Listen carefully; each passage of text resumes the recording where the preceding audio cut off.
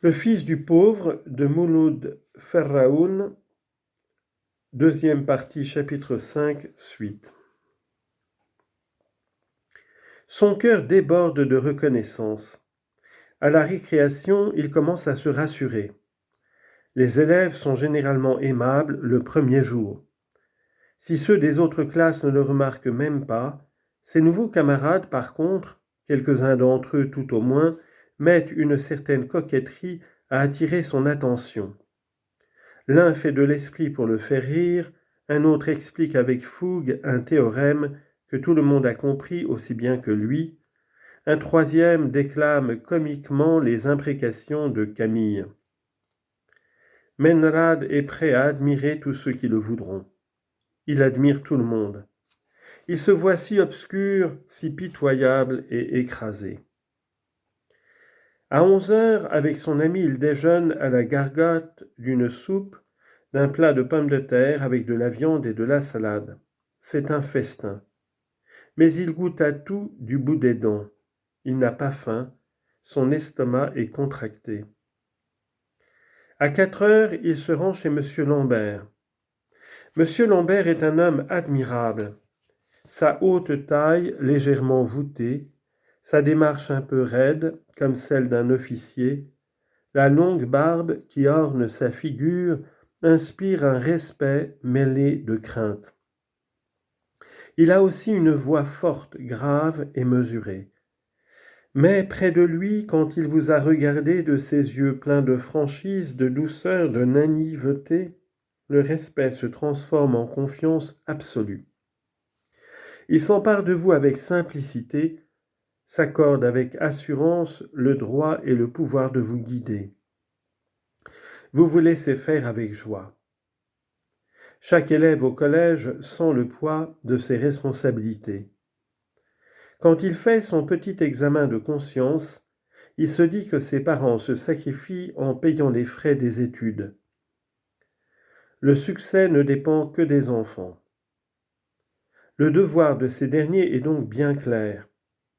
Pour les lambertistes, entre guillemets, il n'en est pas ainsi.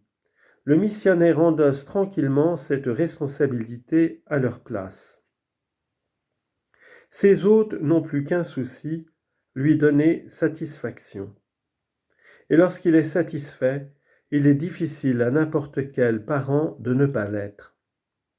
Il est tour à tour un maître sévère, un père attentif, un camarade de jeu pour tous les déracinés qui habitent chez lui. Il fait donc une excellente impression sur Furulu. « C'est toi, Menrad ?»« Oui, monsieur. »« Non, il faut dire oui, chef. »« Oui, chef. »« Azir m'a parlé de toi. Tu habiteras la même chambre que lui. Elle est prête. Tu prendras vite les habitudes de la maison. Ici, on doit bien se conduire. Tu ne fumes pas, j'espère ? Non, chef. C'est bien. Parle-moi un peu de ta famille. Menrad parla des siens et de leurs ressources avec assez d'exactitude, et le missionnaire comprit tout de suite qu'il avait affaire à un pauvre diable. Un de plus.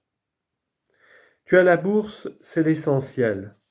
Mais pour la garder, il te faut bien travailler. Tous tes camarades travaillent bien. Tu les imiteras. Et puis, tu seras scout. Oui, chef, répondit Menrad à tout hasard. On t'expliquera, tu sauras bientôt ce que c'est. Menrad avait quitté ce brave homme tout à fait à l'aise, se sentant définitivement incorporé à la grande famille des lambertistes, entre guillemets. Quel réconfort pour lui! Dans la même soirée, il avait eu l'occasion de coudoyer plusieurs de ces fameux scouts.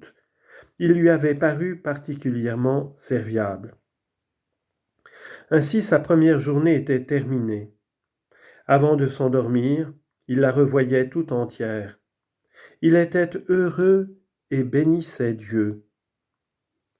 S'il ne pensa pas longuement à son jeune frère, à ses sœurs, à ses parents, il se rappela toutefois son ami d'enfance, Akli, qui était resté berger dans la montagne, alors que lui, Menrad, Point de suspension.